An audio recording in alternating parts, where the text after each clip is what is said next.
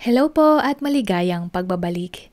Narito po ang compilation videos na mula sa Love Stories playlist na sana po ay magustuhan po ninyo. Maraming salamat po. Unang video. Pasado alas 8 na ng gabi, ako nakarating sa parking lot ng kondo na tinitirhan ko. Bago ko patayin ang makina, hindi ko mapigilang mapabuntong hininga. Whew! What a productive day! Sambit ko sa sarili ko. Dahil natapos din ang abalang-abalang araw kong iyon. Nasa sobrang abala ko, hindi ko na malayan na lobat na pala ang cellphone ko. Habang hinihintay ko ang elevator, iniisip ko kung anong pagkain ang meron ako sa ref para sa aking hapunan. Paglabas ko ng elevator, patungo sa aking unit, napansin ko ang pintuan ay bahagyang nakabukas. Hindi ko mapigilang kabahan at biglang nanginig ang aking mga kamay. Hindi kaya naiwan ko lang na bukas ang pinto kaninang umaga? Tanong ko sa sarili ko. At kahit na may kaba at takot, mas pinairal ko pa rin ang aking tapang upang tuklasin ang dahilan kung bakit bukas ang aking pintuan. Dahan-dahan akong humakbang paabante habang hawak ang ballpen bilang aking armas. Papalapit ako sa pintuan, may narinig akong tunog pero hindi ko ito mawari at marahang binuksan ang pintuan nang biglang may tumunog ng malakas. Surprise! Sambit ng mga taong naroroon sa loob ng aking tahanan at sabay-sabay silang kumanta ng maligayang bati. At ang tunog na malakas ay isang confetti. Happy birthday, dear Patricia! Happy birthday to you! Kanta sa akin ng mga kapamilya at mga kaibigan noong araw ng aking kaarawan. Ha? Tanong ko sa sarili ko. Birthday ko ba ngayon? Tumingin ako sa gawing kanan upang tingnan ang petsa sa kalendaryo nung napagtanto ko na iyon nga ang araw ng aking kaarawan. Hindi ko mapigilang mapailing at matawa sa sarili ko dahil sarili kong kaarawan ay nakalimutan ko. Sa sobrang focus ko sa aking propesyon, hindi na ako magtataka kung bakit walang nagtatagal akong karelasyon. Make a wish, Pat, sambit ni Mama. Sabay hinipan ko ang kandila. Happy birthday, anak ko, bati sa akin ni Mama at ako ay niyakap. Sunod-sunod na silang bumati sa akin. May dinner na pala ako. Nakangiti kong sambit. Huwag mong sabihin, nakalimutan mo na naman ang birthday mo, komento ni Papa. At hindi ko na kailangan pang sumagot dahil nabasa na niya sa ekspresyon ng mukha ko na tama ang kanyang hinala. Anak, tumatanda na kami. You need to look out for yourself, dagdag ni Papa. I am, may kumpiyansa kong sagot. Ang edad ko ay 39 na taong gulang na. Isang taon na lang, ako ay opisyal ng 40. Ang mga magulang ko ay madalas na ako ang inaalala. Dahil sa kanilang mga anak, ako na lang ang walang asawa. Kung sino pa daw ang panganay, ako pa ang nahuhuli at ilang taon na din akong single. Nung bata pa ako, wala akong ibang pangarap kundi ang magkaroon ng magandang propesyon, lalo na ang mga magulang ko ay parehong maganda ang propesyon. Ang aking ama ay isang abogado at ang aking ina naman ay isang propesor sa pampublikong universidad. Nagkakilala sina Mama at Papa nung sila ay parehong nag-aaral sa kolehiyo. Naisip ko noon nung maliit pa ako, marahil sa ganoon ko ding paraan makikilala ang lalaking maaari kong makasama habang buhay. Na iniisip ko o malakas ang kumpiyansa ko na marahil meron din nakalaan sa akin ang tadhana sa oras na mag-aral ako ng kolehiyo.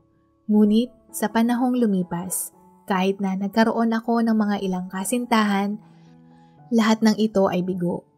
At sa tuwing ako ay nasasaktan, imbes na ako ay magmukmok, mas lalo ko lamang itinutuon ang atensyon ko sa pag-aaral o ang pagbabasa ng mga libro o magazine. Noong mga kapanahonang ako ay estudyante pa.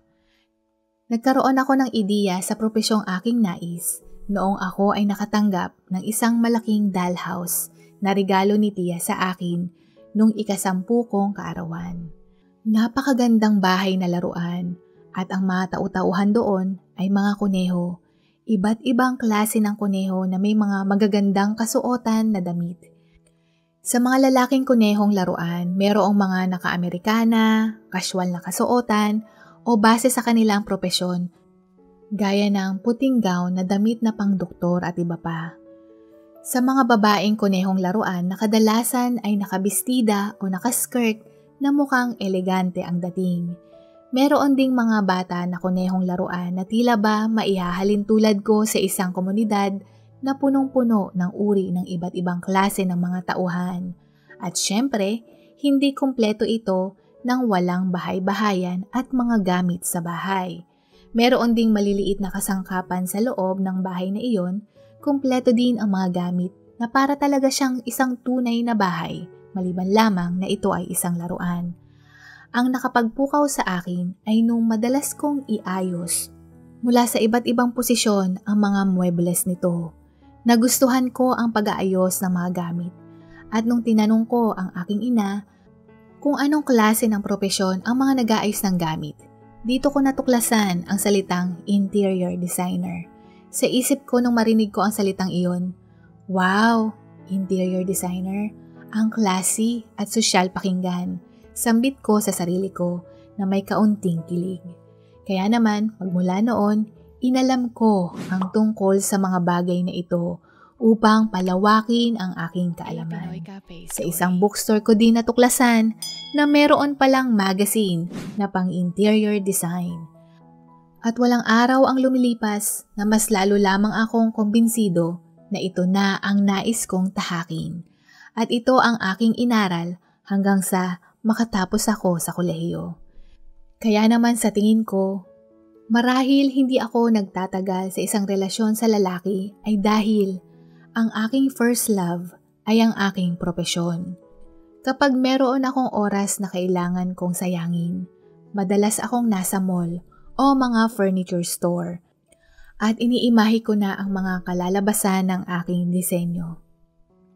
At nung dumating ang araw na nagkaroon ako ng pagkakataon na palawakin pa ito, lalo na sa pamamagitan ng pag-aaral sa ibang bansa, hindi ko ito pinalampas at ura-urada ko itong sinunggaban. Habang ako ay nasa ibang bansa, mas marami akong natutunan. Ang mga disenyong nakikita ko ay para itong mga bituin sa langit na kumukuti-kutitap. At sa aking journal, lahat ng magaganda kong nakikita na iguguhit ko ito upang hindi ko makalimutan. At maaring balikan sa oras na dumating ang panahon na kailanganin ko ito at makapagbigay sa akin ng ideya sa oras na ako ay magtrabaho.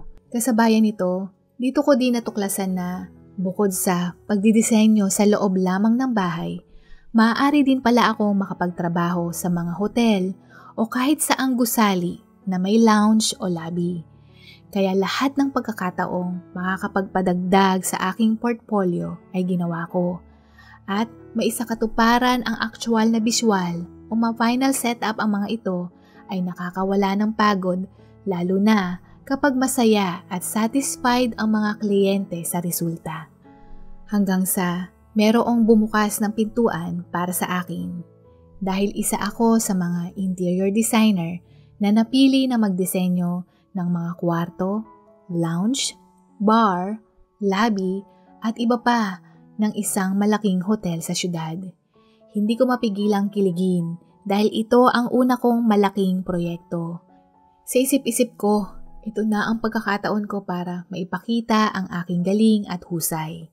Ibinuhos ko ang lahat ng enerhiya at oras ko dito hanggang sa nakalimutan ko na meron akong nobyo. Dahil mas maraming oras o mas gusto kong ibuhos at igugol ang oras ko sa aking trabaho, hindi ko kayang hatiin ito sa pagitan ng aking propesyon at ang aking love life. Kaya naman ang naging resulta, naghiwalay kami ng nobyo ko. Nakaramdam man ako ng kaunting sakit sa puso, pero hindi naman ito duguan. At dito ko napagtanto na tunay ngang mas prioridad ko ang aking career kaysa sa love life. Hanggang sa hindi ko na namamalayan ang panahon, nakakatanggap na lang ako ng text messages na ang kapatid kong babae ay ikakasal na. Na ang sumunod na ikinasal ay ang kapatid kong lalaki hanggang sa bunso kong kapatid ay ikinasal na din. Nakakatanggap din ako ng text messages na meron na din akong pamangkin, hindi lang isa, kundi 5. Kaya naman, nung umidad ako ng 35, madalas akong gambalain ng aking ina para ako ay makipag-blind date. Hinahanapan niya ako ng mga lalaki na maaari kong mapili. At kapag hindi ko sinisipot ang mga lalaki sa tagpuan, si Mama walang pinipiling lugar at hahanapin niya ako upang pingutin ang aking tainga dahil sa katigasan ng ulo ko. Naiinis siya kapag ginagawa ko ito dahil napapahiya daw siya sa inasta ko. At sa oras naman na sumagot ako sa kanya ng, wag na po kayong maghanap ng blind date ko. Ang resulta naman nito ay, kaunti ngunit malakas na hila sa patilyo ng aking buhok at magsasalita siya ng, hindi porket may trabaho ka na at nakabukod, pwede mo na akong sagutin. Mahihinto lamang ang pagiging nanay ko sa'yo kapag ako ay ibinaon na sa lupa. Naiintindihan mo ba, Patricia Ann Cruz? Opo. Sa oras na bigasin ni Mama ang buo kong pangalan, tila ba o maihahalin tulad ko ang reaksyon ko sa isang sundalo na tumayo ng tuwid. Sa oras na marinig ang salitang attention. At sa akin naman ay ang aking buong pangalan. Sapagkat palatandaan ko ito na huling pagbibigay ng banta upang hindi lalong magalit ang aking ina. Sa ilang mga taon na ang lumipas, hindi pa din nagsasawa ang aking ina na magreto o maghanap ng pwede kong i-date. Madalas niyang sabihin, sa oras na makamit ko ang rurok ng tagumpay, dito ako makakaramdam ng lungkot dahil wala akong isang mahalaga o importanteng tao na kabahagi ito. Sa totoo lang kapag naririnig ko ito, hindi ko mapigilang isipin na overacting ang aking ina. Ngunit nung ako ay umidad na 37, habang ako ay naglalakad sa isang mall sa mga kasangkapan, nakita ko ang isang pamilya na nakangiti na tumitingin ng mga kagamitan para ilagay sa kanilang bahay. Pag uwi ko, maganda nga ang aking tinitirhan. Merong magandang propesyon at isa ng matagumpay. May ipon at nagagawa ang mga bagay na nais kong gawin na akala ko lahat ng ito ay magpapasaya sa akin. Ngunit hindi ko akalain na makakaramdam ako ng lungkot. Sa napakatagal na panahon, marahil sa edad ko o tumatanda na, ngayon ko lang naisip na mukhang tama si Mama. Kaya naman nung meron siya muling ipapakilalang lalaki, sa pagkakataong ito, ako ay nagtungo sa tagpuan. Sabi ko sa sarili ko, bakit hindi? 39 na ako, walang mawawala. At isa pa, hindi din mataas ang ekspektasyon ko at hindi rin ako umaasa. Pero ako ay nagkamali. Sa unang tingin pa lang, meron na itong itsura at mas bata siya sa akin ng 7 taon. Sa katunayan, noong oras na malaman ko ang edad niyang iyon, hindi ko mapigilang mapailing dahil hindi kasi pangkaraniwan sa isang relasyon na mas matanda ang babae kaysa sa lalaki. Habang nag-uusap kami, nakita ko din sa kislap ng kanyang mga mata na career-driven din siya, bagay na isa sa mga nagustuhan ko sa kanya. Pangalawang taon na niya sa pag-aaral upang maging doktor bago siya makatapos at makakuha ng lisensya. Nakita ko din sa kanya ang pagpupursigi na matupad ito. Dahil sa kabila ng kakapusan sa salapi, hinahanapan niya ng paraan upang matugunan lamang ito. Sa akin kasing pananaw, ang mga taong gumagawa ng paraan upang matupad ang gusto o nais ay sila ang masisipag at makakamtan ang tagumpay. Hindi ko mapigilan na kiligin muli sa tagal ng panahon nung nagkakilala kami ni Gilbert. At sa mga panahong lumipas, mas lalo na naming nakikilala ang isa't isa. Kasabayan nito, dahil nakikita ko sa kanya ang pagpupunyagi. Upang mas lalong umusbong at lumalim ang aming pagmamahalan, ay ganoon din ang aking ginawa. Binigyan ko ito ng tsansa. At ang aming pagsikhay ay naging matagumpay. Kami ay naging magkarelasyon. At wala pang 1 taon, siya ay nag-propose ng kasal. Sa kanyang proposal, Pat, alam kong tanging murang singsing ang kaya kong ibigay sa iyo ngayon. Pero mas lalo pa akong magsisikap upang maibigay ko ang mas magandang buhay para sa iyo at sa ating magiging pamilya. Pasensya ka na dahil nagkakilala tayo na hindi pa ako nakakatapos. Ngunit isa lamang ang sinisigurado ko, na ang pagmamahal ko sa iyo ay hinding-hindi kailanman magbabago o mababawasan panghabang buhay. At ang marinig na mahal niya ako panghabang buhay ay sapat na sa akin at ibinigay ang matamis kong oo. Simple lamang ang aming kasal. Ginanap sa West dahil nais ni Gilbert na siya ang gumastos nito at ikakasal na lamang kaming muli sa oras na siya ay isa ng doktor. Ang simpleng kasalan na iyon ay hindi ko alintana dahil para sa akin, isa na iyong enggrande. At kahit na nasa 40 na ako, meron pa rin akong nakatagpo na makakasama ko panghabang buhay. At ngayon kami ay kasal na, hindi din ako nagdalawang isip na suportahan siya sa kanyang propesyon.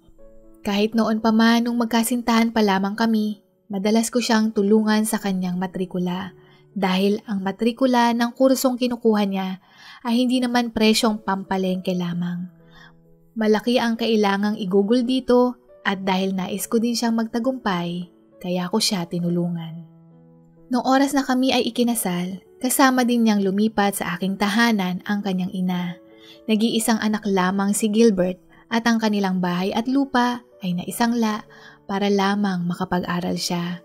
Batid kong pansamantala lamang natitira ang aking biyenan sa amin kaya naman hindi ako tumanggi. Nung unang araw na dumating ang aking biyenan, nagulat siya dahil sa laki ng espasyo ng tahanan ko. Hindi din niya mapigilang hangaan ang ganda ng pagkakadisenyo ko dito. Wow, ang ganda. Sigurado ka ba, Pat, na pwede akong tumira dito? Tanong ng aking biyenan at nung ako ay tumango, labis siyang nagpasalamat. Ang aking biyenang babae ang nag-aasikaso sa bahay. Ako at ang mister ko ay palaging wala sa bahay at siya ang naiiwan. Kaya naman nakatokan na sa biyenan ko ang budget para sa aming pagkain. At binibigyan ko din siya ng sarili niyang allowance na paraan ko bilang pagtanaw ng pasasalamat sa kanyang tulong. Magmula nang meron akong kasama sa bahay, hindi na ako makapaghintay na matapos ang araw at ako ay makauwi. Sabik akong makita ang mister ko at ang matikman ang masasarap na luto ng aking biyenan. Ang kanyang pag-aasikaso maging sa akin ay tunay na nakakataba ng puso. Hindi ko minsan tuloy maipagyabang ang sitwasyon kong ito kapag tatagpuin ko ang mga kapatid ko o mga kaibigan ko na mas swerte ako hindi lamang sa asawa kundi maging na rin sa biyenan. O Pat, baunin mo itong sandwich para meron kang maging snack lalo na kapag busy ka. Huwag kang magpalipas ng gutom ha. Habilin ng aking biyenan. Madalas din niya akong bigyan ng tsaa sa tuwing ako ay darating at bago matulog dahil makakatulong daw ito sa aking kalusugan. Hindi ko din maiwasan na ikumpara ang trato niya sa akin at sa aking ina dahil pakiramdam ko mas lamang ang aking biyenan pagdating sa pag-aasikaso kaysa kay mama. At dumating na ang araw na nagtapos na sa pag-aaral ang mister ko at handa na siyang mag-review para sa pagsusulit ng mga doktor. Kitang-kita ko din ang labis-labis na asikaso ng biyenan ko sa kanyang uniko iho. Mula sa mga masusustansyang pagkain, inumin at mga bitamina, halos lahat ng ito ay alam na alam ng biyenan ko. Kaya naman, hindi ko mapigilang magpa-party nung araw na lumabas ang resulta at ganap ng isang lisensyadong doktor si Gilbert.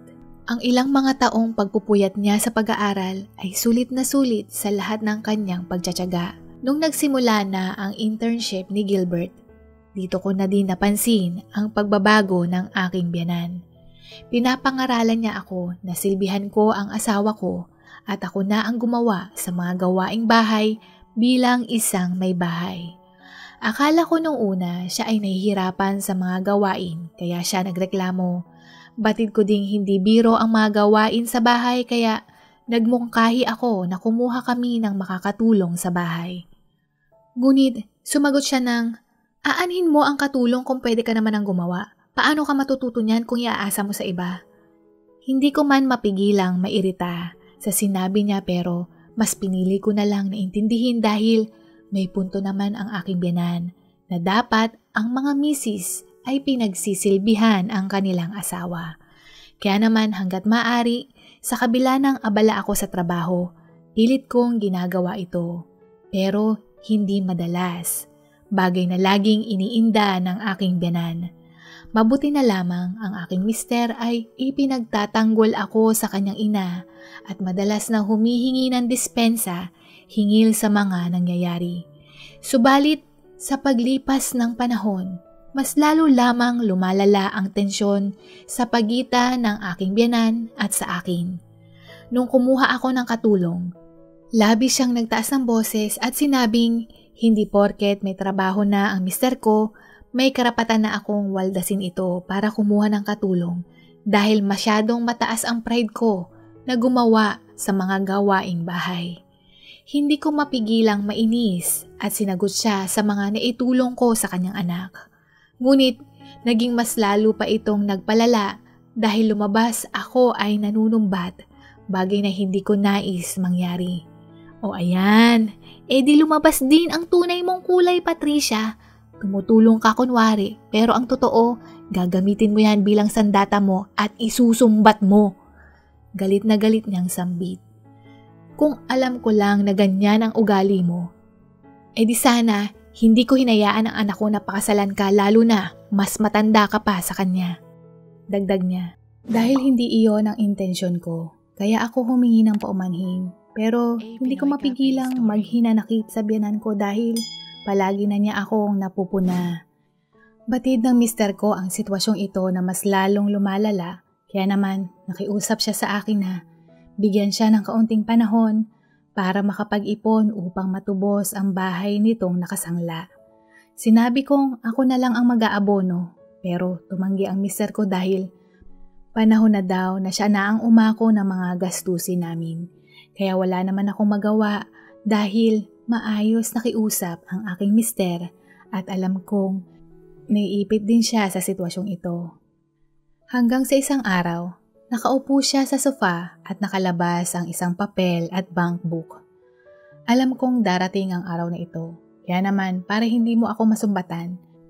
Sa bank book na yan, nakalagay ang lahat ng allowance na binigay mo sa akin. Hindi ko yan ginastos upang ibalik sa'yo. Sabi ko na nga ba nagbabalat kayo ka lang dahil ikaw ang gumagastos lahat noon at para tuluyang mawala ang pagsusumbat mo.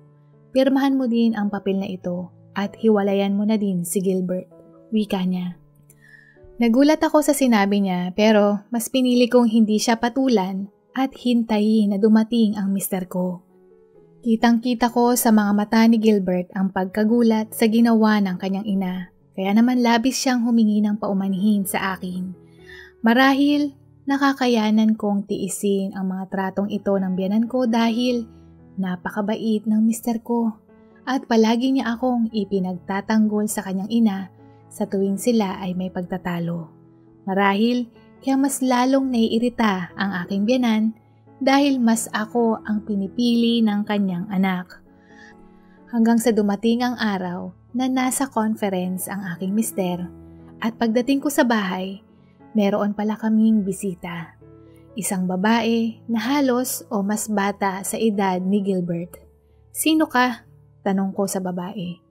Siya lang naman ang bago kong manugang. Dati na silang magkarelasyon ni Gilbert noon. At dahil meron pa din siyang gusto kay Gilbert, mas bata, mas maganda, at higit sa lahat, magkakaanak pa sila, hindi gaya mo na bulok na ang mga itlog sa obaryo. Hindi ko hahayaan ang anak ko na walang magiging anak. Sambit niya at inihain ang tsaa sa mesa. Huwag po kayong mag-alala, tita. Ngayong nakita ko na ang misis niya, sigurado akong madali kong makukuha si Gilbert sa kanya. Sambit ng malditang babaeng iyon. Oh, narinig mo, Patricia? Kaya kung ako sa'yo, ikaw na ang lumayo. Tsaka, kayang-kaya din niyang suportahan si Gilbert sa propesyon niya dahil direktor lang naman ng isang malaking ospital ang kanyang ama. Nakangising sambit ng aking biyanan. Totoo ba to? Sa isip-isip ko, sabay kinurot ko ng malakas ang aking braso. Dahil parang tila ba ako ay nasa loob ng isang telebisyon dahil Nangyayari lamang ito sa mga palabas. Imposibleng mangyari ito sa tunay na buhay. Ngunit naramdaman ko ang sakit ng kurot at hindi ako nananaginip. Hindi ako makapaniwala na ang biyenan ko ay ibinebenta niya ang kanyang anak at tunay nga siyang tuso, makuha lamang niya ang kanyang nais. Na lahat ng kanyang kabaitang ipinakita ay pagpapanggap lamang. Hindi niyo po ba napapahalagahan ang mga naitulong ko sa inyo? Sagot ko. Boba ka ba? Kaya ako nga binabalik sa iyo eh. Wala ka nang silbi sa bahay. Wala ka ding silbi para bumuo ng pamilya. At kahit na hindi ka dumating sa buhay namin, magiging doktor pa din si Gilbert. Hindi ka namin kailangan. Nanggagalaiting sambit ng aking biyanan. At sa pagkakataong ito, nakita kong ibinagsak ni Gilbert ang pintuan at kaming lahat ay nagulat. Dali-dali niya akong niyakap pero hindi ko maiwasang magtaka dahil maaga ang kanyang uwi at sumagi sa isip ko kung siya ba ay nangangaliwa dahil timing na naroroon din ang nasabing babae. Ngunit paliwanag niya, maagang natapos ang conference kaya ako nakauwi ng maaga at nagulat na lang ako na ganito na pala ang eksena sa bahay. Huwag kang mag-alala, aayusin ko ito, pasensya ka na mahal. Nakita ko ang galit sa kanyang muka at sa unang pagkakataon, sumabog si Gilbert. Sa kwarto ng kanyang ina, kinuha niya ang lahat ng mga gamit nito at inilagay sa itim na plastic. Sa aksyon niyang ito, nataranta ang biyanan ko at sinabing itigil ang ginagawa niya. Ma, matagal na po ako nagpapasensya pero ang ginawa po niyong pambabasto sa misis ko ay isa ng kalabisan. Hindi na kayo nahiya, dinala niyo pa dito si Denise. At isa ka pa Denise, nakakadismaya ka. Ganyan ka ba kadesperado na wala nang lalaki ang papatol sa'yo at handa kang pumatol sa may asawa? Ngayon, alam ko na ma kung bakit iniwan ka ni Papa. Galit na galit at pasigaw niyang wika. Noong araw na ding iyon, naghanap si Gilbert ng hotel na matutuluyan ng kanyang ina. Iyon na din ang huling araw o pagkakataon na nakita ko ang biyanan ko. Ang mga sumunod na nangyari, matapos matubos ang bahay at lupang nakasanla, ito ay ibinigay ni Gilbert kasama ang bank book na binibigay sana sa akin noon ng aking biyanan at dinagdagan pa ito ng kaunti. Magpasa hanggang ngayon, putol pa din ang ugnayan sa pagitan ni Gilbert at ng kanyang ina. At panahon na lamang ang makakapagsabi kung kailan sila magkakaayos. Tahimik kaming nabubuhay na mag-asawa at kasabayan nito, meron ding milagrong dumating sa amin. Dahil sa edad kong 44, ako ay nabuntis sa tulong na din ng siyensya. At matagumpay kong ipinanganak ang aming munting prinsesa na nagbigay kaligayahan sa amin ni Gilbert dahil kumpleto na ang aming pamilya. Pangalawang video. Merong 8 taon ang agwat ng aming edad ni ate at simula nung nagkaisip ako, kilala ko na ang kanyang matalik na kaibigang si Kuya Marco. Magkaklase sila mula elementarya, sekundarya at maging kolehiyo. Nagsimula ang kanilang relasyon bilang magkasintahan nung sila ay nag-attend ng JS Prom. Hindi ko mapigilang humanga sa kanya dahil ang ganda ng kanyang ayos na parang karakter na prinsesa sa mga fairy tale books na nababasa ko. Nakaayos ang kanyang buhok at nakita ko na nilagyan din siya ng maliit na headband na may disenyo na kristal at perlas na tila ba isang tiara. Ang kanyang damit ay mahaba at kumikinang na nagahalong asul at berde na kulay ng dagat sa maputing buhangin. Wow ate, ang ganda mo! Para kang si Cinderella, sambit ko. Hindi ko mapigilang ngumiti dahil ako din ay iniimahe ko na nakasuot din ako ng ganoon. Hindi man glass slipper ang suot niya, pero ang kanyang sandalyas ay kumikinang din na kulay pilak na bagay sa kanyang kasuotan. Nay, gusto ko din po ng ganito paglaki ko, wika ko kay nanay at ngumiti lamang ito. At nung sinundo na ni Kuya Marco si ate, siya din ay napakagwapo, nakasuot ng Amerikana, itim na kurbata at naka-gel ang buhok. Ang cool o astig ng kanyang dating na para siyang isang prinsipe. "Wow, Nika! Ang ganda mo!" Papuring sambit ni Kuya Marco. "Siyempre ate ko yan!" Bigla ko namang sabi at kaming lahat ay nagtawanan. Sino ba naman ang hindi magugustuhan si ate? Mukha siyang prinsesa at mas lumutang ang kanyang kagandahan nung siya ay na-make-upan. Kaya hindi din ako magtataka na naging sila nung araw na iyon. Nagpatuloy ang aming matiwasay na buhay.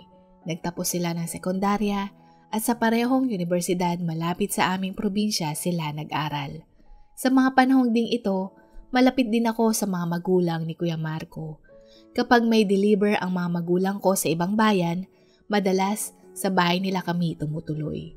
Dahil madalas din abala sa paghahanap buhay ang aming mga magulang, madalas din si Kuya Marco ang nagtuturo sa akin ng takdang aralin. Kaya naman, labis na botong-boto ako sa kanya para kay ate. Ang bait-bait niya at kitang-kita sa kanyang mga tingin at kilos na mahal niya si ate. Hindi na din ako magtataka kung sila din ang magpakasal balang araw. Subalit, ang matiwasay na buhay na ito ay nagimbal nung naaksidente sina nanay at tatay. Nagdi-deliver sila ng mga gulay noon sa ibabang bayan nang masangkot sila sa aksidente. Ayon sa mga nakasaksi, ang truck na minamaneho ni tatay ay umiwas sa sumingit na motor at dahil mabigat ang minamaneho nito, dumausdos ito sa gilid at tuluyang nalaglag sa isang bangin. Sa isang iglap, kaming magkapatid ay naulila sa mga magulang. Katuwang namin ang mga magulang ni Kuya Marco mula sa pag-aayos ng lamay at libing. Natuklasan namin na sinanla din pala ng mga magulang ko ang aming bahay na tinitirhan. At dahil wala kaming ipon o naiwang ipon mula sa aming mga magulang, bukod sa ulila kami, wala din kaming bahay na matitirhan. Kakasimula pa lang ni ate sa kanyang ika-3 taon sa kolehiyo at ako din ay nag-aaral. Pareho kaming walang trabaho, kaya naman pilay na pilay kami nung kami ay maulila. Pero tila ba hindi kami pinabayaan ng Diyos dahil matapos makuha sa amin ang aming tahanan, malugod kaming pinatira ng mga magulang ni Kuya Marco sa kanilang tahanan. Opo, sila ay mas may kaya kumpara sa amin. Malaki ang kanilang lupain at sa tingin ko, itinuturing na nilang anak si ate dahil balang araw sila ay magpapakasal at hindi sila nag-alangan na kami ay patuloyin. Bukod dito, sila din ang nagpatuloy sa edukasyon naming dalawa. Sabi nila, sa oras na magkaroon ng trabaho si ate at kaya nang tumayo sa sariling paa, doon lamang nila ititigil ang kanilang pagsuporta. Labis-labis namin itong ipinagpapasalamat, kaya kaming magkapatid ay nagsumikap at nagsipag sa pag-aaral para maipakita din sa kanila na kami ay marunong magpahalaga, lalo na pamilya na din ang turing namin sa isa't isa. Sa mga lumipas na taon, unti-unting nagbalik ang aming sigla ni ate.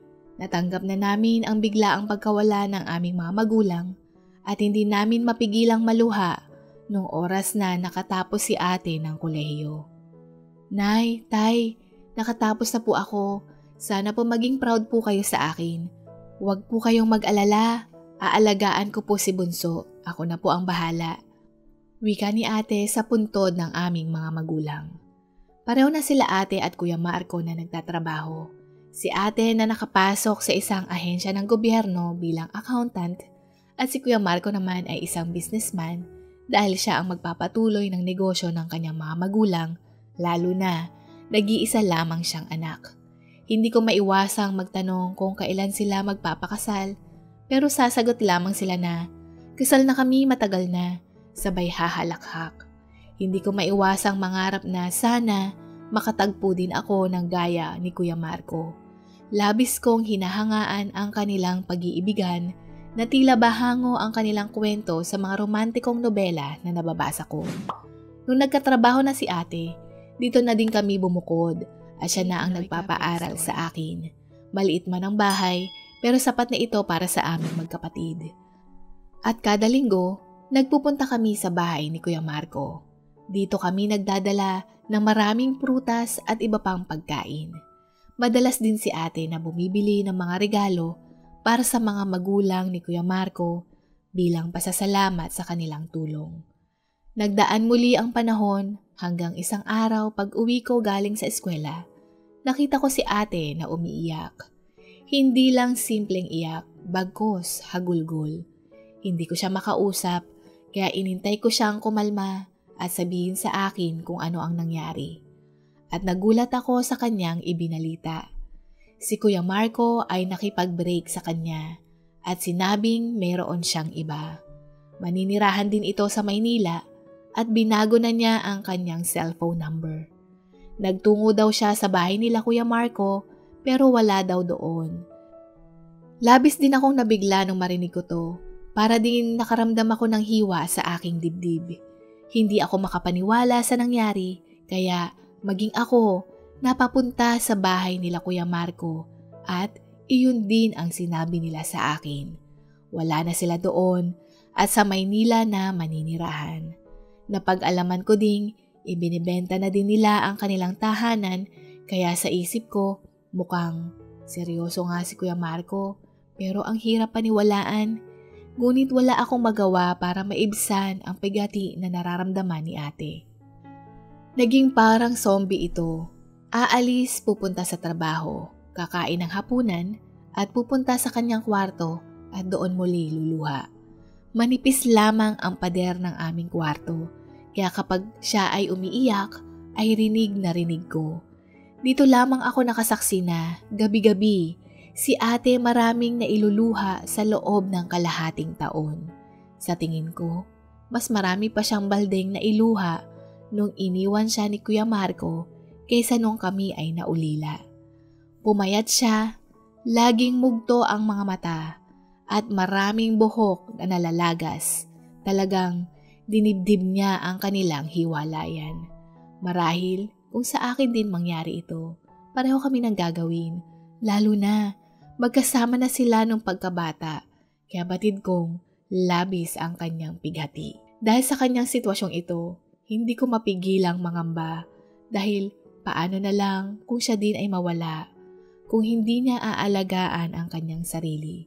Natakot ako dahil nung inimahi kong ako na lang mag-isa sa mundo, parang hindi ko kakayanin.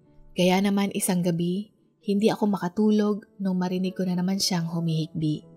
Hindi ko na matiis at nagtungo ako sa kanyang kwarto.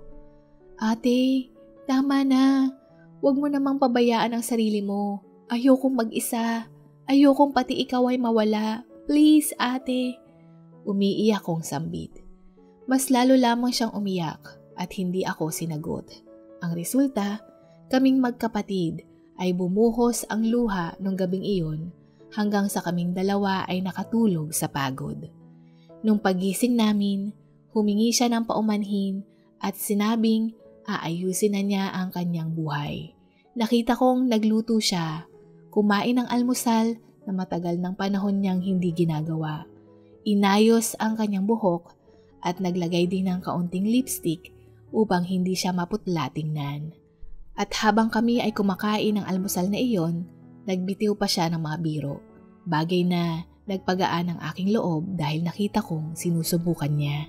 Sa mga lumipas na panahon, tinupad ni ate ang kanyang sinabi. Naririnig ko pa din siyang paminsan-minsan sa kanyang paghikbi pero hindi na ito madalas.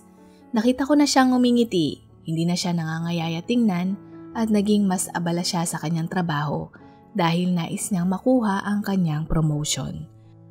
Hanggang isang araw nakangiting sambit sa akin ni ate na may nakilala siyang lalaki na ilang buwan na niyang karelasyon at inaya siya nitong magpakasal at tinanggap niya ito. Ha? Sigurado ka ba? Tanong ko.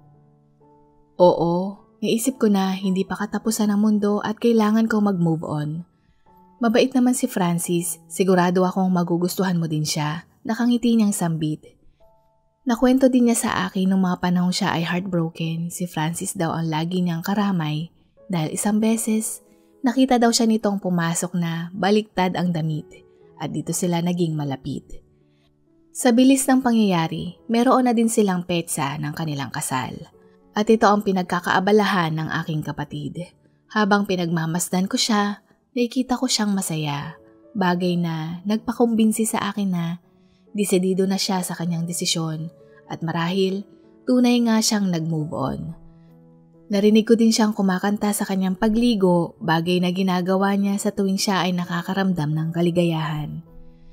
Hanggang sa nakatanggap ako ng tawag mula sa mga magulang ni Kuya Marco. Nagulat ako na tila ba isang panaginip dahil ilang taon na din mula noong huli naming pag-uusap.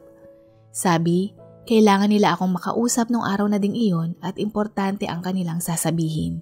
Pero kailangan kong mangako na hindi ito malalaman ni ate. Nakaramdam ako ng inis dahil sa bigla nilang pag-alis. Pero mas nangibabaw ang aking tuwa nung marinig ko ang kanilang boses. Bigla akong nangulila. Kaya naman sabik akong makita sila at pumayag ako. Nagpunta ako sa kanilang rest house malapit sa kanilang bukirin. Ang una ko kaagad nakita ay ang mga magulang ni Kuya Marco. At sa kabilang upuan, naaninag ko si Kuya Marco. Dala ng bugso ng damdamin. Bakit mo kami iniwan? Bakit mo iniwan si Sambit ko at bigla akong napahinto dahil dito ko nakita ang kanyang itsura. Sobrang payat, nakabonet, dry na dry ang balat at nakaupo siya sa wheelchair.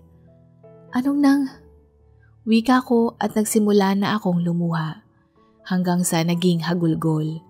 Base sa kanyang itsura, siya ay may karamdaman. Maya-maya pa, niyakap ako ni Tita Marisa at maging siya ay umiiyak na din. Ang dahilan ng pakikipag-iwalay niya kay ate ay dahil na-diagnose siya ng pancreatic cancer. Naisip niya kapag sinabi niya itong balitang ito kay ate, baka hindi daw niya kayanin, lalo na ilang taon pa lang noon mula nung kami ay naulila. Gusto niya na malakas siya, na malusog niyang haharapin si ate dahil hindi daw niya makakaya na makita si ate na nagdurusa at nais niyang maging matatag si ate at magpatuloy sa buhay. Akala niya magiging maayos ang treatment. Gagaling siya, pero hindi. Hindi na siya gagaling pa sa sakit at patuloy na kimo ang nagdudugtong ng kanyang buhay. Sa paglipas ng panahon, mas lalo lamang siyang nanghina at hindi bumuti ang kanyang kalagayan. Dahil ayaw na niyang magsinungaling, nais na sana niyang ipagtapat kay ate ang totoo, pero nalaman niyang ikakasal na ito. Kaya naman nagdesisyon siyang huwag nang aminin ang totoo. Mas magandang malaman na lumisan sa mundo na si Nika ay nakangiti. Mahinang sambit ni Kuya Marco. Dahil ayaw niyang masira ang kaligayahan ni ate, ako ang kanyang kinontak. Dahil na rin, bilang na rin ang kanyang mga araw, nais niyang bigyan si ate ng huling regalo para sa kanyang kasal. Inabot niya sa akin ang isang bank book na naglalaman ng malaki-laking halaga. Sabi niya, iyan yung naipon niya bago sana siya mag-propose at nais niya itong ibigay kay ate. Ituring mo na lang itong regalo namin sa ate mo dahil anak din ang turing namin sa kanya at sa iyo at nais lang namin na makita kayong maligaya at magpatuloy sa buhay. Wika ni Tita Marisa habang nagpupunas ng luha sa kanyang pisngi. Kung hindi mo ito maibibigay ng buo sa ate mo, dahil alam kong magtataka yun kung saan galing ang pera, pwede mong i-divide ito mula sa kanyang kasal, marahil sa kanyang panganganak o sa bata.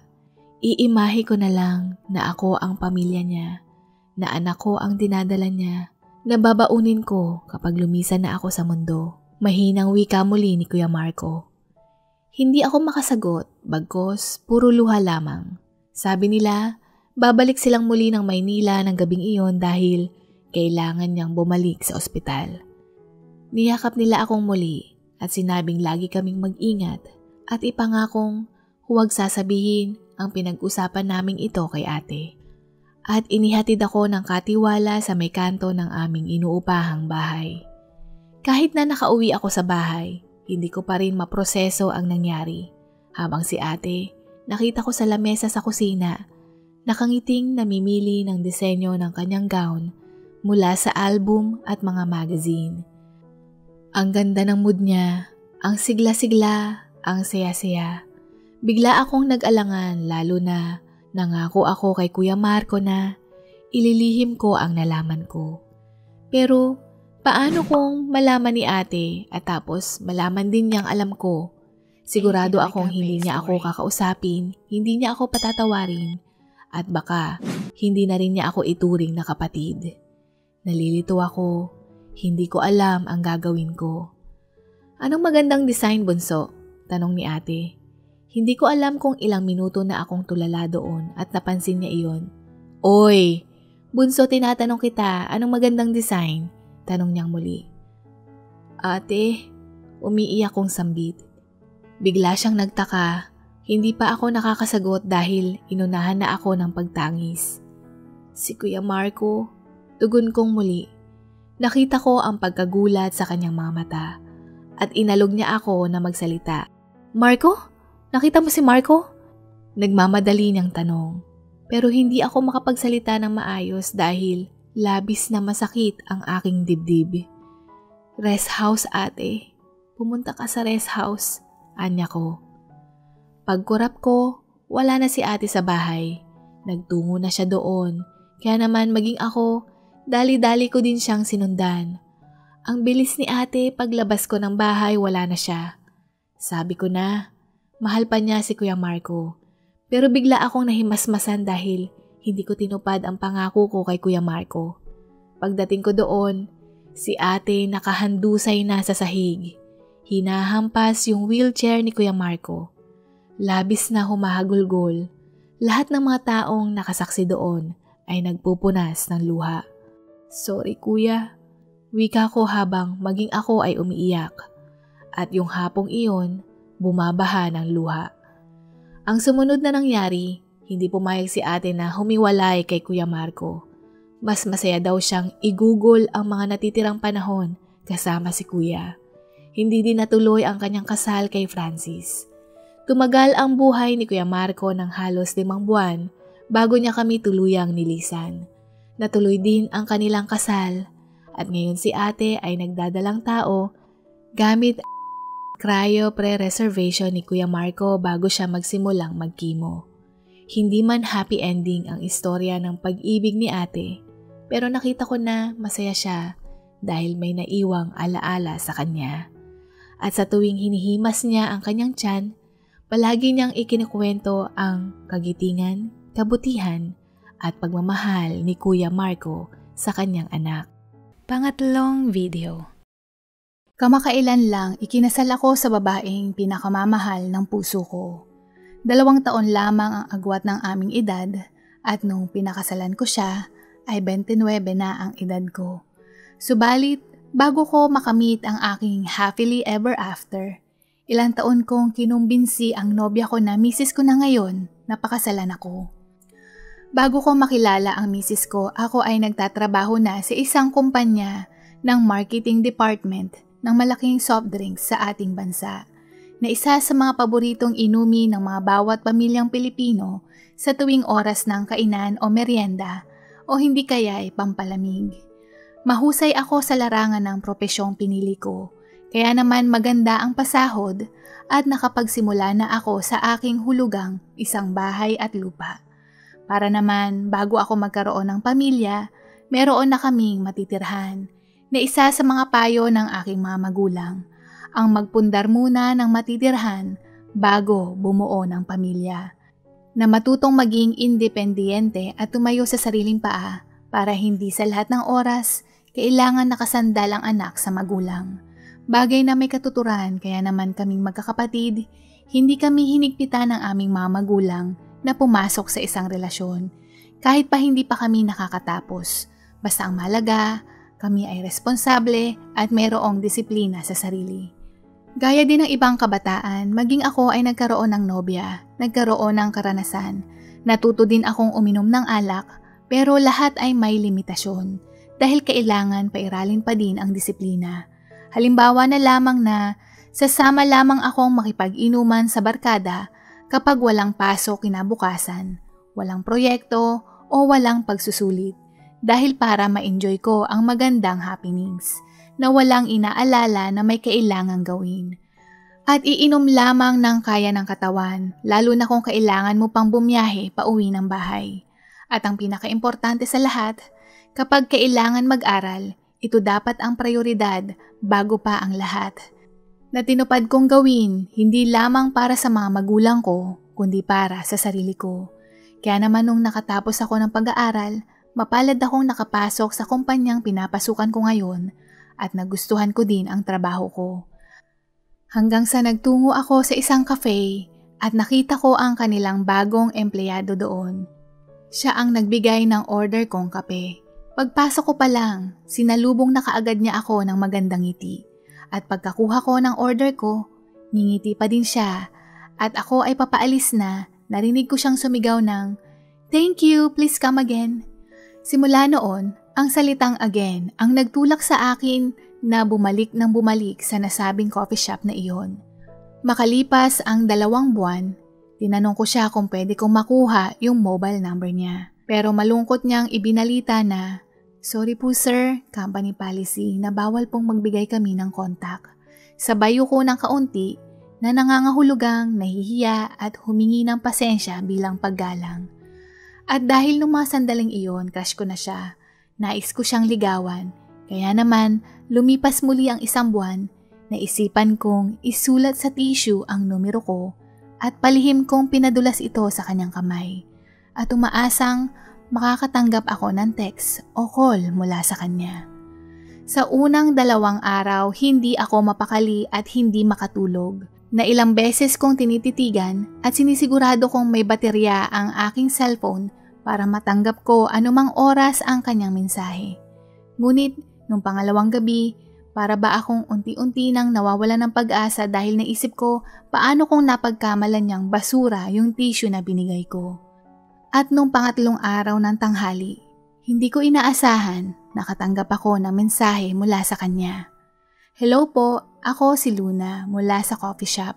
Dali-dali naman akong nag-reply at sinabing, "Hindi ba against sa company policy ito?" Hindi naman po against sa policy kung ang customer ang nagbigay ng numero. Kaya sa tingin ko po okay lang, reply niya. At ang palitan ng mensaheng iyon ay umabot ng ilang oras. At kung may kita nyo ang itsura ko sa buong oras kami ay nagtatext, ang labi ko ay nakangiti, naabot hanggang tainga. Siyempre, hindi ko na din sinayang ang pagkakataon na iyon na hindi siya ayain na magkita kami sa labas. Kaya lang ilang beses siyang tumanggi dahil abala daw siya sa trabaho. Dito ko natuklasan na siya ay merong 3 uri ng trabaho. Ang kanyang pinakapangunahing trabaho ay sa bus company na full-time siya doon. At part-time siya sa coffee shop at sa isa pang restaurant.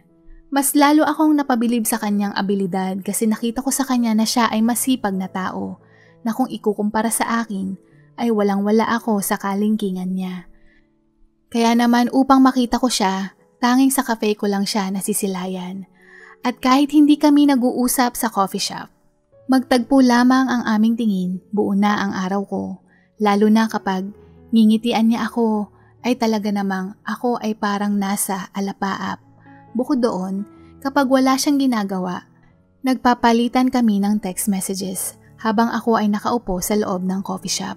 Pumupuslit-puslit kasi siyang mag-text sa akin. Hanggang sa isang araw, nag-text siya sa akin na may time siya ng linggo, kaya naman nagplano ako ng magandang date para sa kanya. Gusto kong pinaka-the best para sa kanya. Pero sa unang date pa lang namin, inayawan na niya kaagad ang mamahaling restaurant. Bagkos, nagtungo kami sa Chinatown sa Maynila at doon niya ako inaya. At ang mga pagkaing pinipili niya ay lahat mga mura pero masasarap. Kahit na ilang beses kong sinabi na handa ko siyang ilibre pero hindi siya nagpatinag at siya ang nanalo. Ayaw niyang gumastos ng mga mamahaling bagay. May kita mo sa itsura niya na masaya at kontento na siya sa mga turo-turo, window shopping o paglalakad sa luneta. At ang pinakagusto niyang gawin, manatili lamang sa bahay, doon magluluto at manonood ng telebisyon. Para sa kanya, isa na iyong bakasyon kasi nakakapagpahinga siya. Sino ba namang lalaking hindi may inlove sa kanya, di ba? Isa siyang wife material dahil marunong siyang magpahalaga sa pera. Isang masinop na babae na mas lalong nagpalalim ng pag-ibig ko sa kanya. At sa mga panahong lumilipas, sigurado na ako sa sarili ko na nais ko siyang pakasalan. Napaka-perpekto niya para sa akin. Nagbibigay liwanag at sigla sa aking araw na masilayan ko ang kanyang mga ngiti. Pero hindi ko minsan maiwasang mapansin na meron siyang mga sandaling tulala at halata mo sa ekspresyon ng kanyang mukha na parang may pag-aalala. Yung tipong parang nabalutan ng makulimlim na ulap. At kapag nagtatanong ako kung ayos lang ba siya, sasagot lamang ito na okay lang siya. Natanong ko din sa kanya kung bakit siya nagtatrabaho ng maigi, na bakit higit pa sa isa ang kanyang trabaho. Ngingiti siya at sasagot na, lahat ng bagay ay tumataas ang presyo kaya nagtatrabaho ako para mabuhay. Hindi ako sumagot at naisip ko lamang mukhang nag-iipon siya ng pera. Ilang taon na siyang ganito kaya sigurado akong madami na siyang naiipon. Bukod sa kanyang pagiging masinop, napakasimple lamang din ito. Kung ang ibang mga babae interesado sa mga usong disenyo ng pananamit, siya ay naka-jeans at t-shirt na simpleng-simple ang kanyang estilo. Kaya naman, nakadagdag points din ito para sa akin dahil batid kong hindi siya maluho at maarte na babae. At habang tumatagal ang aming relasyon, hindi ko maiwasang magtanong tungkol sa kanyang pamilya. At maiksi siyang sasagot na nasa probinsya ang kanyang mga magulang at meron siyang 2 kapatid. Matapos niyang sabihin ito, titigil na siya at iibahin ang paksa. At kung magdadagdag pa ako ng katanungan hingil sa kanyang mga magulang, maigsi at saglit lang ang kanyang sagot at mahalata mo sa ekspresyon ng kanyang muka na ayaw niyang pinag-uusapan ang pamilya niya. Kaya naman, hindi ko na ito inulit na tanungin sa kanya. Makaraan ang 2 taon bilang magkasintahan. Tinanong ko siya kung nais niya akong pakasalan. Pero si Luna, niyakap lamang ako at malumanay niyang sinabi na, pasensya ka na, hindi pa ako handa. Pwede mo ba akong bigyan pa ng time? Bata pa naman tayo, marami pang oras, di ba? Nung sinabi niya iyon, may katuwiran siya. Kaya naman sumang-ayon ako sa kanya nung mga sandaling iyon. Niisip ko, bata pa naman kami kaya may panahon pa. Pasok pa din kami sa kalendaryo kahit papaano. Subalit, lumipas muli ang 1 taon, tinanong ko siyang muli kung pwede na ba kaming magpakasal. At tumanggi siyang muli. Sa pagkakataong ito, hindi ko mapigilan na isipin na baka hindi ako nararapat para sa kanya. O sa tingin ko, hindi ako ang naiisip niyang makasama sa buhay. May trabaho ako, may mas ipon din dahil hindi siya magastos, ni hindi siya nagpapabili ng kahit anong regalo sa akin kahit pa tsinelas.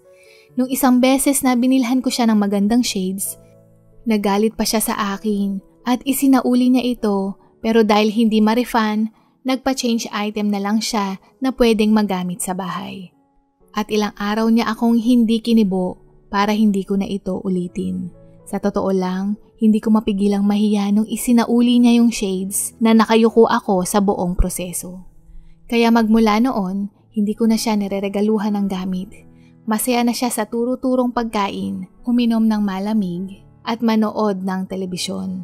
Sa kanyang kaugaliang ito, hindi ako napapagastos. Nakabili din ako ng sasakyan dahil sa kanya. Kaya naman nung tinanong ko siyang muli, tumanggi na naman siyang muling magpakasal. Dito na ako kinukutubang baka hindi siya seryoso sa akin. O kung mahal naman niya ako, baka meron siyang nais na gawin pero hindi ko maiwasang magduda. Hanggang sa lumipas ang 4 na taon, pinagbigyan ko na siya sa gusto niya. Binigyan siya ng palugit. Sa pagkakataong ito, kapag tumanggi siyang muli na magpakasal kami, ano kaya ang pwede kong gawin para lang makumbinsi ko siyang pakasalan ako? Ayaw ko siyang mawala. Hindi ko alam kung ano ang magiging buhay ko kapag wala siya sa piling ko. Nais kong siya na ang makakasama ko habang buhay, na masilayan ang kanyang muka sa bawat pagising at pagtulog ko sa araw-araw. At nung tinanong ko siyang muli, baka sa mukha niya ang pagkairita. Mas halata sa kanyang siya ay galit at iniiwasan ang paksang iyon.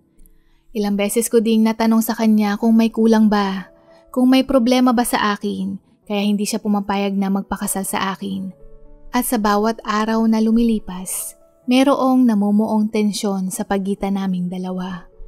Na talagang ikinakaba ko ng labis dahil naisip kong maaaring mawala siya sa piling ko. Nag-iisip ako ng nag-iisip ng mga paraan para hindi siya mawalay sa akin dahil ilang taon na akong determinadong siya na ang babaeng nakatakda sa akin. Hanggang isang hapon ng linggo, nakita ko siyang nasa sala. Nakabukas ang TV at merong 5 basyo ng serbesa. Nagulat ako dahil hindi naman siya ganoon kalakas uminom, kaya naman hindi ko maiwasang magtaka kung ano ang nangyayari. Nabigla akong kinutuban na, ay putya, hindi kaya makikipag-break na siya sa akin. Marahan akong umupo sa tabi niya at hinawakan ang kanyang kamay at tinitigan lamang siya. Matapos niyang lagukin ang laman ng bote, dito ko nakita ang kanyang mga mata na merong namumuong luha. Sabay sabing, mag-break na tayo. At nagsimula na siyang tumangis. Parang may humiwang espada sa puso ko nung narinig ko ang salitang iyon. Taina, sabi ko na. Pero bakit? Sabi ko sa sarili ko. Hindi ko matanggap na makikipaghiwalay siya sa akin na hindi ko man lang alam ang dahilan. Maayos naman tayo ah. Mahal natin ang isa't isa. Anong problema? Tanong ko. Ngunit hindi siya sumagot. Tanging iyak lamang ang kanyang reaksyon. Magsalita ka, Luna. Anong problema? Bakit bigla-bigla kang makikipag-break? Anong dahilan? May karapatan akong malaman. Paggigiit ko. Makaraan ng ilang minuto. May ibinulong siya pero hindi ko maintindihan. Ano? Bigla akong sambit. May malaki akong utang. Wika niya ng mahinang boses. Ano? Sambit kong muli. May malaki akong utang na binabayaran. Wika niya habang humihikbi. May utang akong binabayaran. Tapos yung bus company na pinapasukan ko, nagdeklara ng bankruptcy. Kahapon yung last day ko. Wala na akong trabaho. Hindi ko alam kung paano kong mababayaran yung utang. Dagdag niya. Ito ang dahilan kung bakit hindi ako pwedeng magpakasal sa'yo. Hindi patas na ipasan mo din ang utang na ito. Hindi ko makakayanan na gawin iyon sa'yo. Patuloy niya. Hirap akong paniwalaan dahil magmula nung nakilala ko siya, ni isang singko hindi siya naglaan ng pera upang bumili ng marangyang gamit para sa sarili niya. Merong hindi lang isa, kundi 3 klase ng trabaho. Kaya naman hindi ako mabilis na maniwala. Kaya dito na niya ibinahagi sa akin ang kanyang pinakatinatago-tagong sekreto. Ang utang na iyon ay hindi siya ang may sala, kundi ang kanyang mga magulang na lulong sa sugal. Ang tatay niya ay sasabong at ang nanay niya madalas sa bingguhan nagsusugal din. Siya ang panganay, siya ang nag-aalaga at nag-aasikaso sa kanyang 2 nakababatang kapatid. At nung pwede na siyang umalis, nagpunta siya dito sa Maynila para merong ipang suporta sa kanyang mga kapatid, pero kinukuha lamang ito ng kanyang mga magulang. Nung nasa wastong edad na din ang kanyang mga kapatid, sila ay umalis sa poder ng kanilang mga magulang at hindi niya alam kung nasaan ang kanyang mga kapatid. Hanggang sa nung nakaraang taon lamang niya natuntun ang bunsong kapatid at dito niya nalaman na yung pangalawa nilang kapatid ay nasa ibang lugar, nagtatrabaho bilang factory worker. At ang bunso niyang kapatid naman ay isang tindera sa palengke dito sa syudad. Ang kanilang mga magulang ay nangutang sa isang loan shark. At yung utang na iyon ay lumaki ng lumaki na parang apoy dahil sa laki ng interes. Nalaman lamang niya ang tungkol dito nung sinabi sa kanya ng kanyang mga magulang dahil nakatanggap daw sila ng kabaong at bulaklak ng patay bilang panakot para sila ay magbayad. At kung minsan, merong ding pagbabanta. Sinubukan daw ng mga magulang niyang bayaran sa abot ng kanilang makakaya pero hindi nila kayang sila lang at sa mga anak daw nila, si Luna lamang ang kanilang nakontak. Nasa 400,000 na mahigit ang utang at patuloy itong lumalaki hanggang sa hindi ito mabayaran. Nakabayad si Luna ng 100,000 pero hindi pa ito sapat lalo na ngayon na walan pa siya ng trabaho. Bakit hindi mo sinabi sa akin to? Tanong ko, ikaw lang ang magandang dumating sa buhay ko. Natatakot ako na pati ikaw ay mawala. Paano kung magdesisyon kang layuan ako? At pwedeng-pwede mong gawin iyon dahil sino ang matinong lalaki ang gustong pakasalan ang babaeng tulad ko, lalo na ang mga magulang ko ay sugarol. Walang lalaki ang pipiliin ako, wika niya nang umiiyak. Patawad, dahil nagsinungaling ako sa'yo at naiintindihan ko din, kung hindi mo ako mapapatawad. Kaya mas magandang maghiwalay na lang tayo, dagdag niya. Hindi ako makakibo kaagad dahil nag-iisip pa ako ng sasabihin. Ngayon, lahat ng bagay ay may katuturan na kung bakit ilang beses siyang tumatanggi kapag inaalok ko siya ng kasal. Habang tinititigan ko siya, nais kong batukan ang sarili ko dahil sa loob ng mahigit kalahating dekada, ni hindi ko man lang napansin na siya ay merong dinadalang suliranin. Ang kanyang pagtitipid, mga ukay-ukay na damit o gamit, ang gustong maglakad kaysa sumakay ng jeep dahil ang bawat sentimo ay natatakot siyang gastusin dahil kailangan niyang ibayad sa nasabing utang. Habang siya ay humahagulgol, hindi ko na rin napigilan na mapaluha dahil labis na awa ang nararamdaman ko para sa kanya. Hanggang sa pareho na kaming umiiyak. Matapos naming mahimasmasan at tumahan, nagsalita ako ng, "Tumayo ka dyan." Hinila ko ang kanyang kamay at isinakay sa kotse. Sabi niya, "Salamat Nick sa lahat. Pwede mo na lang akong ibaba sa may kanto." Akala niya makikipag-break ako sa kanya. Nakita ko ang kanyang mga matang nanlaki dahil nagpunta kami sa pinakamalapit na mall pero hindi ako nagsalita. Walang ayos-ayos, pumasok kami sa magandang restaurant.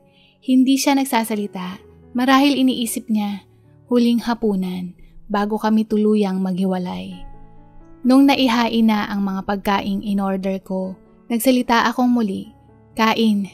At kumain kami ng tahimik nung mga sandaling iyon. Nang matapos na kaming kumain, huminga ako ng malalim at naglabas ng aking saloobin. "Ano ang tingin mo sa akin?" Tinitigan ko siya ng maigi at nagpatuloy. "Bakit mo naisip na iiwanan kita? At bakit ang tingin mo sa akin ay masama na porket may problema ka, aabandonahin na kita? Ganyan ba ang nasa isip mo? Lahat ng tao ay hindi perpekto, ikaw man o ako, na kung ano man ang kapintasan o sira ng taong mahal ko, tatanggapin ko iyon ng buong buo. Na ngayon na alam ko na ang totoo, hindi ko hahayaang pabayaan ka. Di ba ang relasyon nagtatagumpay lamang kapag nagdadamayan, nagtutulungan, may sandalan? Hindi ko mapigilang magalit sa'yo kasi isa kang hangal na pag-isipan mo ako na lalayuan kita kapag nalaman ko ang mga kamalian mo. Hindi ako ganon, Luna." Reklamo ko sa kanya. Dito umiyak siyang muli. Napilit niyang humihigbi ng tahimik pero hindi maiwasan ng mga tao sa paligid na siya ay tingnan dahil kitang-kita mo ang kanyang pagtangis. At wala akong pakialam kung ano man ang kanilang sabihin. Nagtungo ako sa kanyang kinauupuan at niyakap ko siya at maging ako ay napaluha din habang bumubulong sa kanya na, "Napakahangal mo, Luna." At nagtatampo ako sa kanya. Matapos namin mahimasmasan muli, nagpunas ng luha, mugto at namumulaman ang mga mata, nagtungo kami sa department store habang hila-hila ang kanyang kamay. Bumili ako ng bago niyang damit, bagong sneakers, dahil yung sapatos niyang sira na lagi niyang nilalagyan ng rugby, na hindi ko na maatim na tingnan habang suot niya. Nakailang beses din niyang sinabi sa akin na umuwi na kami at tumigil na ako sa pagsha-shopping. Pero hindi ako nakinig dahil sa pagkakataong ito, hinding-hindi ako magpapatinag. Pagkatapos nito, pinasukat ko sa kanya yung mga damit na binili namin sa mall at nagbukas ng panibagong bote ng serbesa habang nakaupo kami sa sofa. Maya-maya pa, "Luna, babayaran natin yung kabuuang natitirang utang para nang sa gayon, pumayag ka nang makasal tayo. Nakakainis ka, napakamangmang mo." Sambit ko ng may kaunting inis. Umiiyak na naman siya at kasabayan nito, hindi ko na mabilang kung ilang beses siyang nagpasalamat at humingi ng tawad nung araw na iyon. Labis-labis na nag-uumapaw na halo-halong emosyon kaming dalawa nung mga sandaling iyon. At nung nahiga kami sa kama para magpahinga, mabilis siyang nakatulog. At ako naman, parang nabunutan ng tinik dahil sinabi na niya sa akin ang kanyang lihim. Matapos naming bayaran ang natitirang utang, nag-propose ako sa kanya. Lumuhod at sinabing, "Si Lunang Mangmang na nagbibigay ligaya, saya at ilaw ng buhay ko. na nagpapatibok ng puso ko na ikaw ang toyo sa aking adobo, na ikaw ang gulaman sa aking malamig, na ikaw ang yelo sa aking halo-halo, na handa kong mahalin ng buong puso, na karamay, sandalan at katuwang mo sa bawat suliranin ng buhay mo, na palagi akong nasa tabi mo at hinding-hindi kita iiwan, na maibibigay mo ba sa akin ang isang karangalan na maging kabiyak mo panghabang buhay sa pamamagitan ng pagpapakasal sa akin, at sa pang-5 beses kong pag-propose sa kanya, nakamit ko din sa wakas ang kanyang matamis na, "Oo mahal, magpapakasal ako sa'yo." Wika niya na lumuluha, nilagay ko ang singsing sa kanyang daliri at maalab ko siyang hinagkan. Dito na po nagtatapos at sana po ay nagustuhan po ninyo ang mga kwentong ito. Hanggang sa muli, paalam at God bless po!